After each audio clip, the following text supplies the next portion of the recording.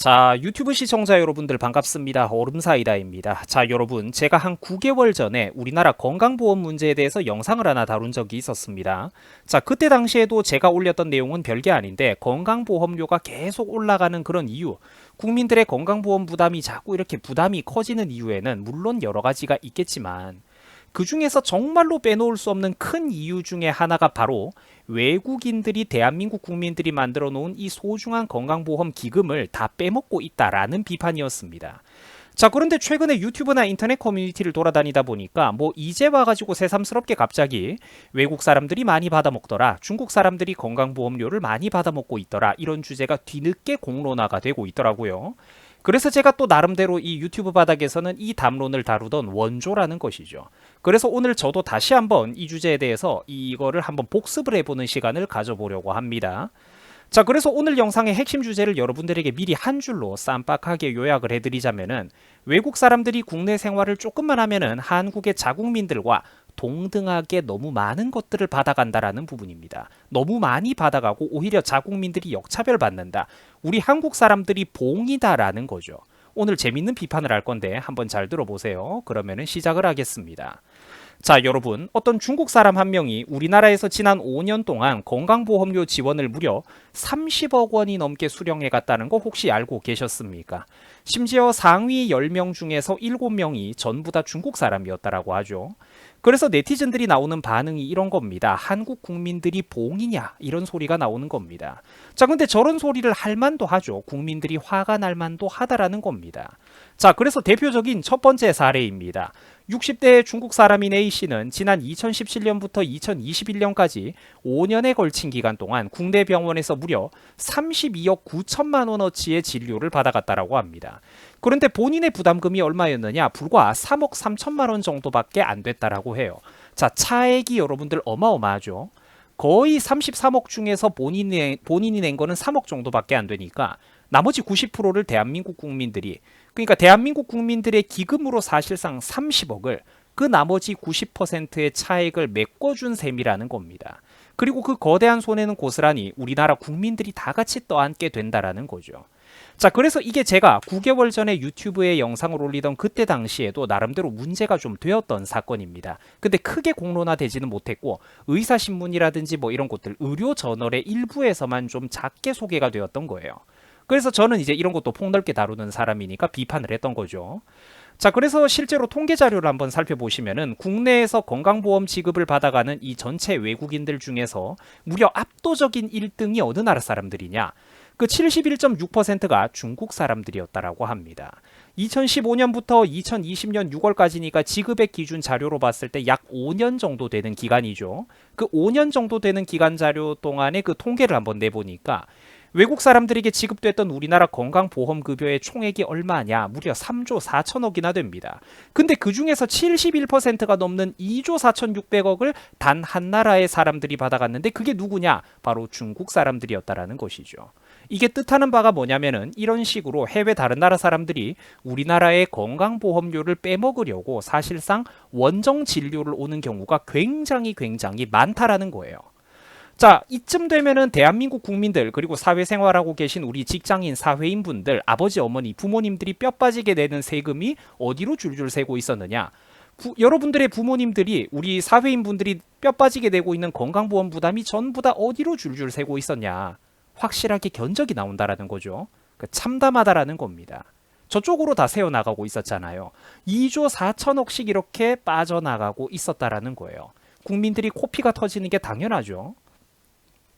자, 무슨 대한민국 핵심 수출 산업에 꼭 필요한 그런 어떤 전략 물자인 그런 미국의 반도체 인재를 우리나라에 데리고 온 경우라든지, 뭐 컴퓨터나 모바일 CPU 같은 거 설계할 줄 아는 세계 최고의 인재들과 그 가족들을 위해서 들어가는 돈이면은 제가 말도 안 하겠습니다.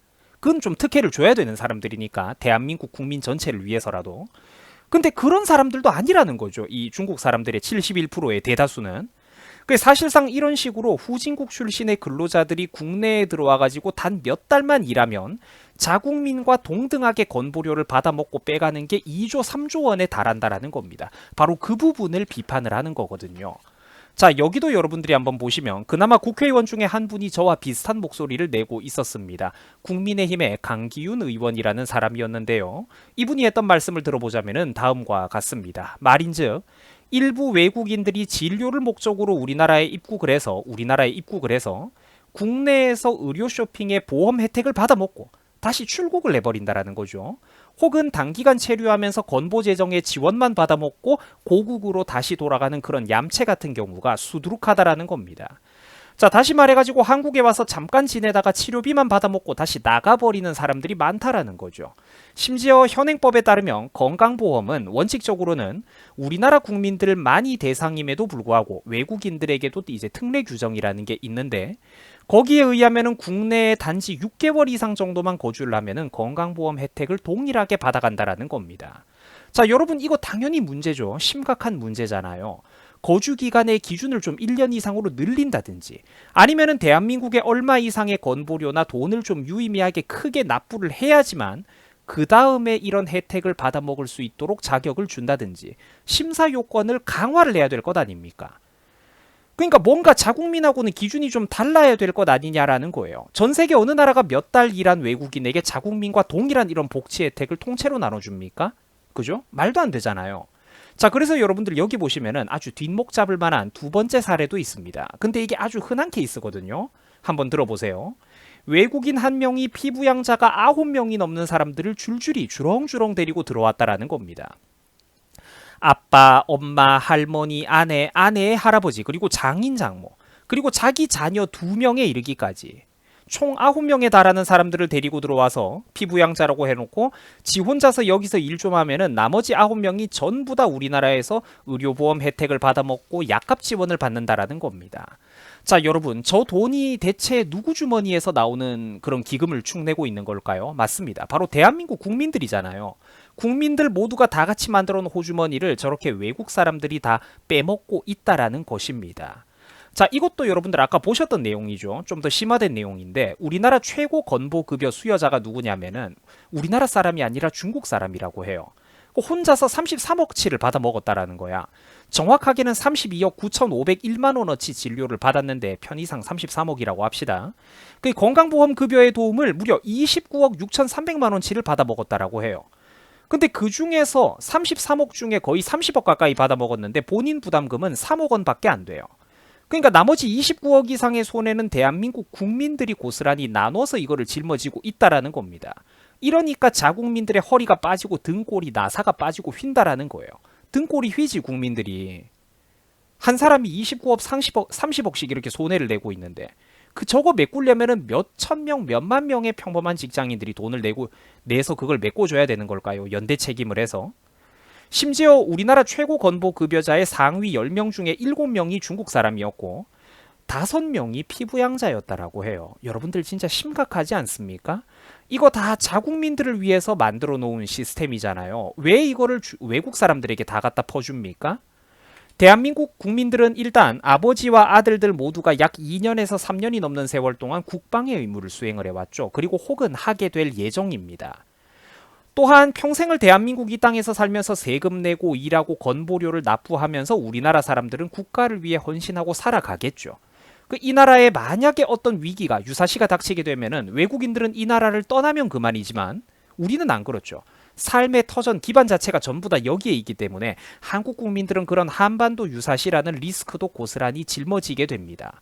이런 대한민국의 현실 속에서 이 건강보험이라는 복지는 바로 자국민들의 의료비 부담을 경감시켜주기 위한 최소한의 안정망이라는 겁니다. 자국민을 위한 시스템이라는 거죠. 이거를 왜 외국인들이 우리나라에서 몇 달만 일하면 100% 똑같이 갖다 퍼줍니까? 안 된다라는 거예요.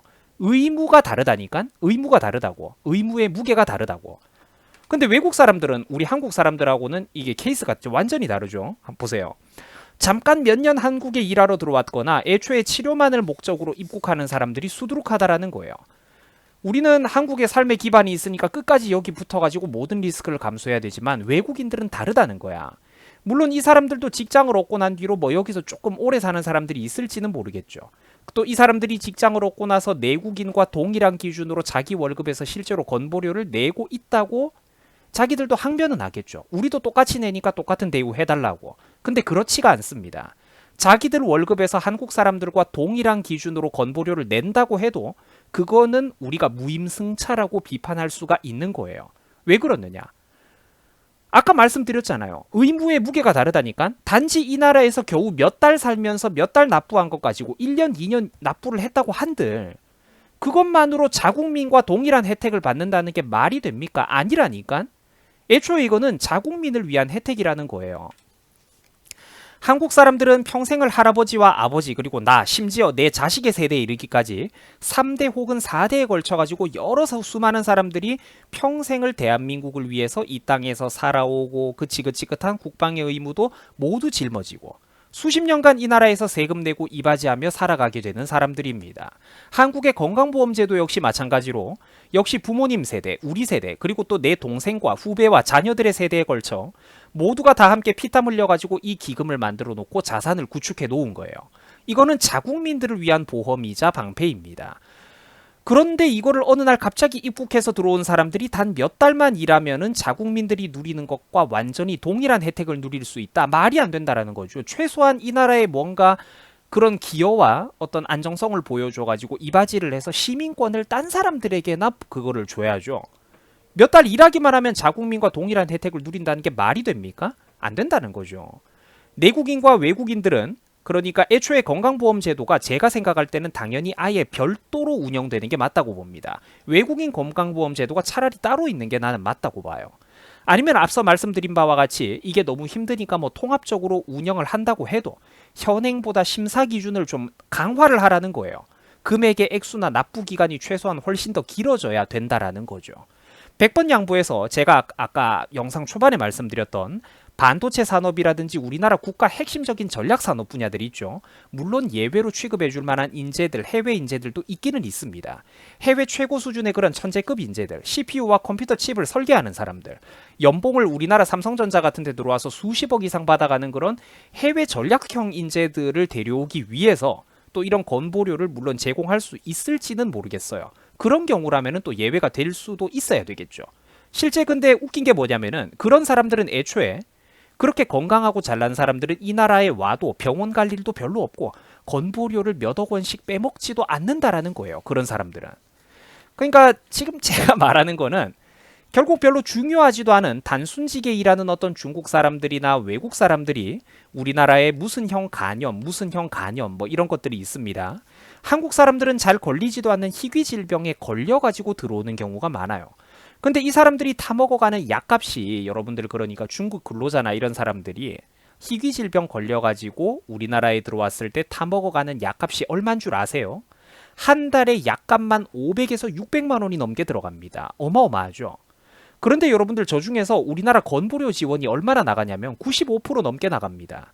그럼 결과적으로 지들이 내는 것은 얼마냐? 한 달에 2, 3만 원, 5만 원밖에 안 돼요. 그런 경우가 수두룩합니다. 이거를 제 지인들도 그렇고 제 친구들 중에서도 의사랑 약사인 친구들이 몇 명 있고 그리고 또 실제로 일선에 일하는 약국에서 일하는 약사분들이 인터넷 커뮤니티에 써올리는 글들이 있어요. 그런 걸 보면은 이런 문제를 공통적으로 지적을 합니다. 외국 그런 단순 근로자들이 얼굴이 이렇게 시커멓게 무슨 형 간염 때문에 몸이 안 좋아져가지고 이렇게 활기도 없이 힘도 없이 우리나라에 들어와가지고 몇백만 원이 넘는 이런 희귀 질병들, 한국 사람들은 걸리지도 않는 희귀 질병을 달고 들어와서 수백만 원, 500만 원, 600만 원이 넘는 약값을 한 달에 꼬박꼬박 타간다고.